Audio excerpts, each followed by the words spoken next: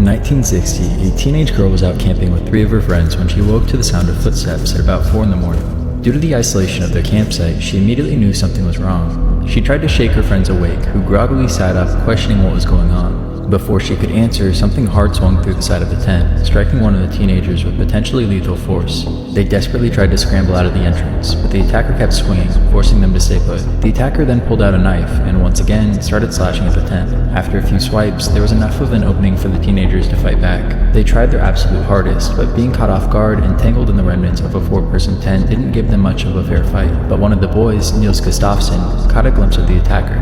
He was a man dressed in black with what appeared to be bright red eyes. Before he could get a closer look, the attacker struck him in the head and knocked him out. Gustafsson was found unconscious the next morning with severe facial fractures and defensive wounds. His 3 friends didn't survive. Due to the brutal and traumatic manner of the attack, he had suffered amnesia.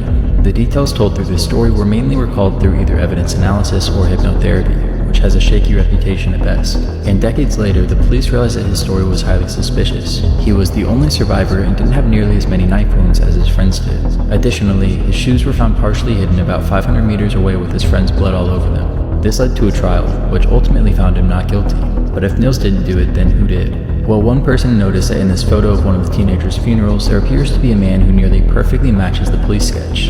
Despite this, nobody could confidently identify him. One of the more interesting suspects was Hans Aspen, who reportedly visited a hospital the next morning with blood all over his clothes. Additionally, he's connected to another unsolved murder. However, he would later be proven to have lied about several major details of his life and had an alibi. Despite having several intriguing suspects, the police never conclusively found the killer.